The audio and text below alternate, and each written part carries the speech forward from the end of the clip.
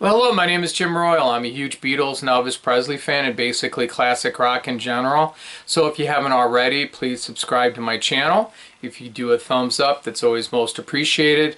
And feel free to leave comments. I always enjoy reading them and I do my best to try to respond in a timely manner.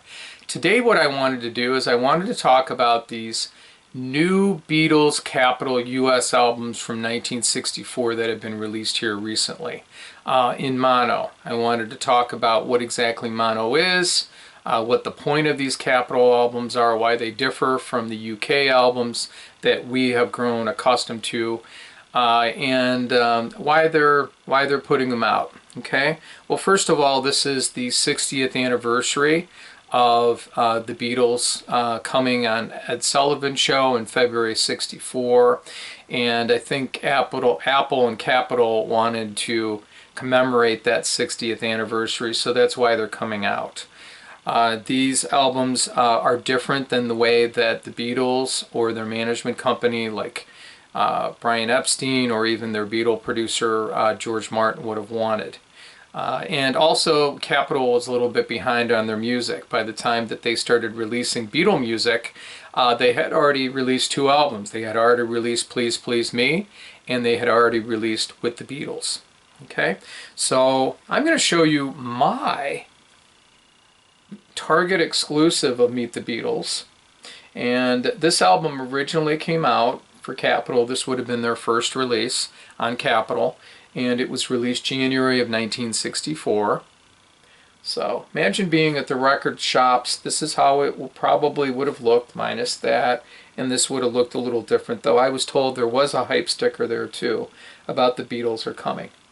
And what's so special about this Target exclusive, it's on blue vinyl. And I thought this would be a nice way to celebrate, you know, the Beatles.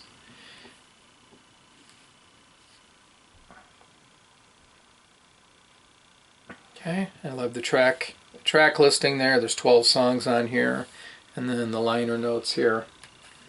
Okay, so that is mine. How can you tell if you have a mono release or a stereo release? Well, it says high fidelity recording for the Capitol recordings, and then it says also available in stereo. So if you look on the back, if you're looking at old records, you're trying to complete your collection, that's the way to do it. Okay, so I'm going to put that right there as we talk. I was happy to get that. That came out November 22nd. I went in there right away for Target that morning and picked it up. That retailed for $34.99. So, these records, right?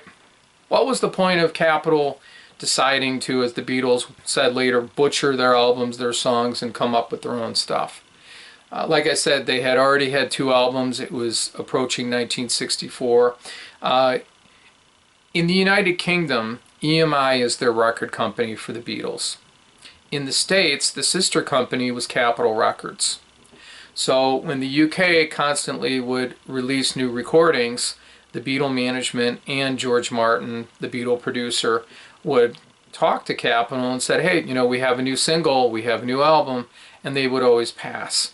And the reasons are they just said, you know, the British, these mop tops just aren't going to work here. This is not good for the American market. It's never going to catch on. Well, finally, by the time I Want to Hold Your Hand came out with this boy, and it was huge, huge, huge, and Beatlemania was, you know, all over in Britain and Europe, finally the Americans got it. And they said, okay, fine. They released the single late '63 here in the States, but they released I Want to Hold Your Hand with the B-side of I Saw Her Standing There, and that came #1. So finally in January '64 they released this. In February they went to, they appeared on the Ed Sullivan Show, and the rest is history for everybody. So this is that album, and what happened is the executives at Capitol decided to market albums the way that they wanted to. There were several reasons for this. One, they felt that they had, you know, a better knowledge of how to, you know, gear things toward the American public. They also think the other thing was copyright control, how copywriting songs worked. From my understanding, in the United Kingdom, you could have 14 songs on an album like the Beatles gave their fans, more for their buck or for their pound, compared to here where you'd have 11 or 12 songs on a Beatle album. And the reason is in the United States, with copyright, the songs, the more songs you had on there, the more expensive it cost the record company. So that's why you would have less. The Americans also were big on putting singles on there. So in Britain, you would oftentimes, not always, but oftentimes have singles that would not come from the album. They would be standalone singles and B-sides. So that was another reason. So they created their own package. Also, Dave Dexter, an executive at Capitol Records that was in charge of putting these early albums together, did other things. He added reverb. And he did different things than what they did with the UK with the music. So, for example, Meet the Beatles starts off with I Want to Hold Your Hand, and I Saw Her Standing There. That was the single from the United States, okay? And then the rest of this, It Won't Be Long, All I've Got to Do, All My Loving, all of that looks like it's from With the Beatles, which was their latest album at the time. So this was their January '64 release. And when I talk about mono, what exactly am I talking about? Okay, what I'm talking about specifically is I'm talking about the way that the song is mixed. There, you can mix it for stereo, meaning you would have two speakers, or you can mix it for mono, where you can have it for one speaker.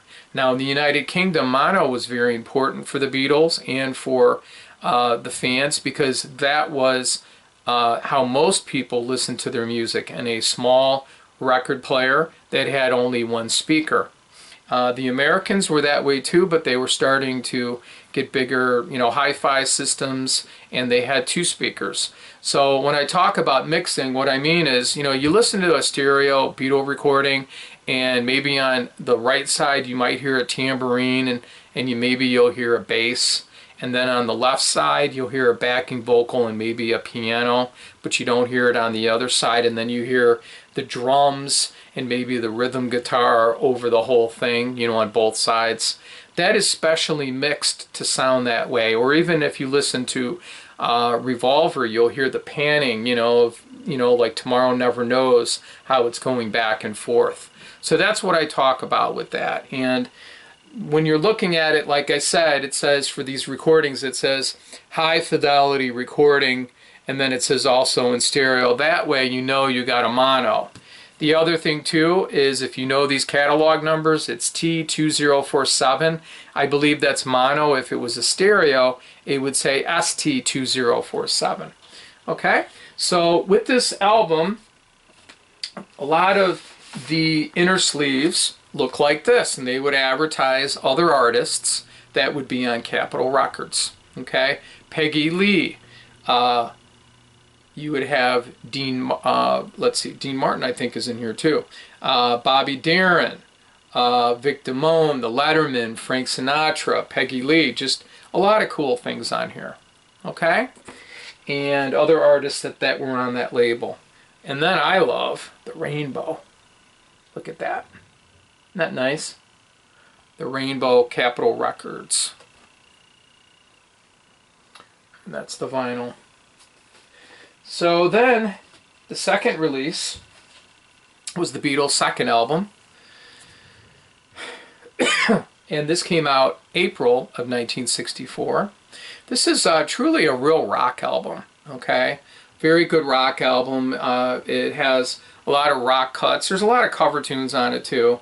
It's got stuff from all over, from the Long Tall Sally EP, more songs from With the Beatles, it looks like. It also has stuff from Hard Day's Night, that was coming out. Roll Over Beethoven, You Really Got a Hold on Me, Money, You Can't Do That, Long Tall Sally, I Call Your Name, Please Mr. Postman, She Loves You, among others. So I think this has 11 songs. Yeah, this has 11 songs. And there's also some differences too with some of the songs, the tracks when you listen to the Capitol. Sometimes on some of them you might hear like an extra tambourine or an extra beat. I don't think they were necessarily entirely different takes, but you might hear something slightly different with the fading and So that was also interesting with these Capitol records. But this is the second one. Okay. Alright, and then you had the third album. This was not a Capitol release originally. This is a soundtrack to A Hard Day's Night, and it's on United Artists. United Artists put out the movie, and it has 12 songs on there, but only 8 vocals, and the other 4 songs are from the George Martin Orchestra. He's directing these songs. So it's soundtrack music. United Artists would later be acquired by Capitol Records in the late 70s, and then Capitol used to pop up on here. To show you what it looked like at the time, though, when it came out, it would have looked like that. Okay. So that's pretty cool. And this came out June of 1964. And then finally, July 64, they came out with something new, the Beatles. And this continued more songs from Hard Day's Night that weren't on there. You only had 8 of them that were released. And then it even has Komm give mir deine Hand. In German, I want to hold your hand, which I thought was interesting. All right, and then what we have is we have the Beatles story. This is an interview album and has press conferences and also just snippets of Beatles songs, and it talks about the Beatles story. It is a double record, and it was released November of 1964.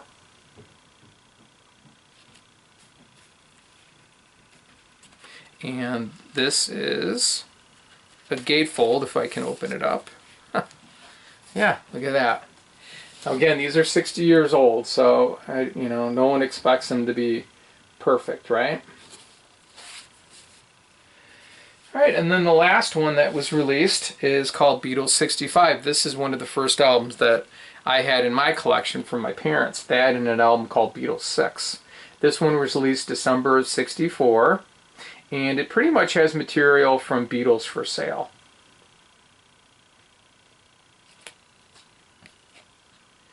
Okay, when I grew up, I listened to this, and then later I got the Red Album on vinyl, the best of, early best of, and then I listened to them on cassette.